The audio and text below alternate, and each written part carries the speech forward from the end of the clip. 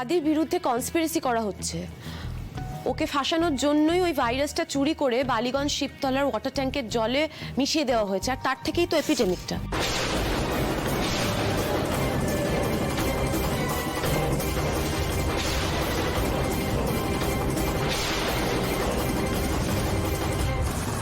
চালাকি করো না তিতির, এর মাসুল কিন্তু তোমাকে গুনতে হবে।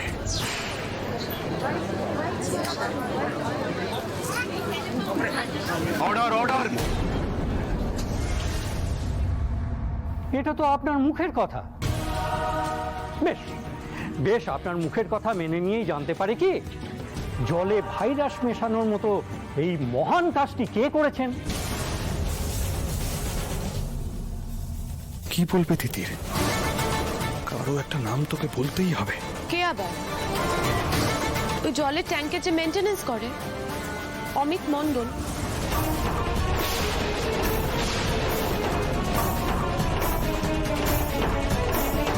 হোয়াট? তিতির তিতির কি করে জানলো? সত্যি তিতির, সত্যি তুমি পাকা খেলোয়াড়। শুধু একটাই ভয়, আগুন নিয়ে খেলতে গিয়ে আমার ঘর পুড়িয়ে ফেলো না। আপনি কিন্তু একজনের নামে খুব বড় অভিযোগ করছেন। আপনি কি বলছেন আপনি জানেন? অফকোর্স আমি জানি যে আদালতের কাছে কোনো কিছু প্রমাণ ছাড়া দাবি করা যায় না। সেই জন্য আমি সব প্রমাণ নিয়েই আজকে এসেছি। এইটার মধ্যে পুরো ভিডিওটা আছে।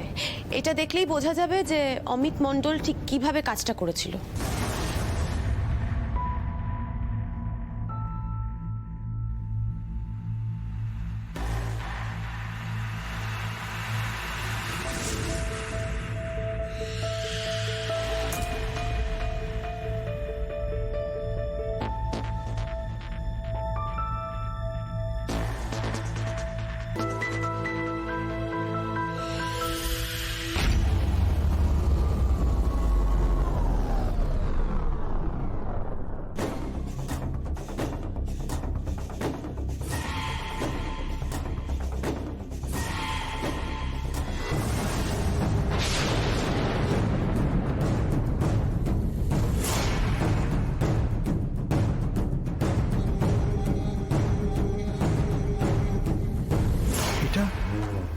এটা কি করে পেল তিতির?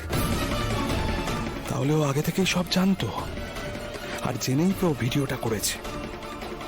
ওহ তিতির, বড্ড রিস্ক হয়ে যাচ্ছে। Be careful. না না, থাকে থাকে থাকে, খটকা থাকে, কারণ এই সন্দেহটা তো থেকেই যাচ্ছে।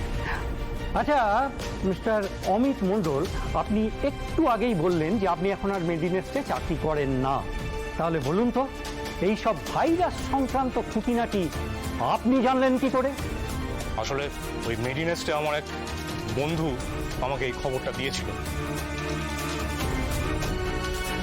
আমি জানতাম কাজটা সহজ হবে না, কিন্তু আমি দৃঢ় প্রতিজ্ঞ ছিলাম যে আমাকে কাজটা করতেই হবে। তো কি করলেন? চুরি।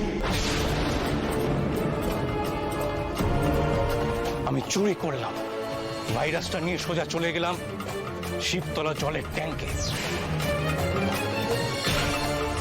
ব্যাস, ভাইরাসটা জলে মিশিয়ে দিলাম।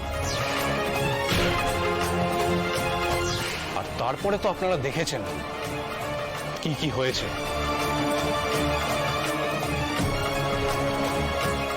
আপনি জানেন, আপনি যা বলছেন এখানে, তার জন্য আপনার যাবজ্জীবন জেল হতে পারে।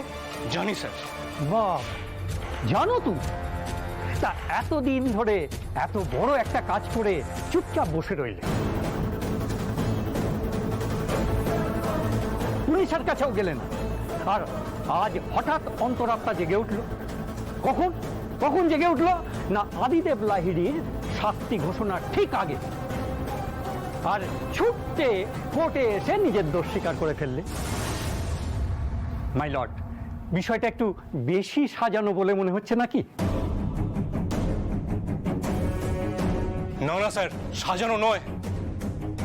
আমি কি কি তুমি তুমি জানো যুগে যুগে বড় লোকদের ফাঁদে এইভাবেই গরিবরা পড়ে?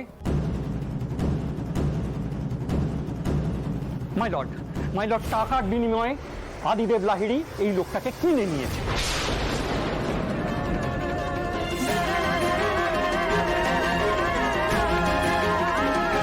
নিজের সব দোষ এই লোকটার কাঁধে দেবার ফুলপ্রুফ একটা প্ল্যান করেছে। অমিত মণ্ডল, আপনি সত্যি কথা বলুন, কারো প্ররোচনায় কথা বলবেন না। আর আপনি যে আজ এখানে উপস্থিত আছেন, আপনার বাড়ির লোক জানে?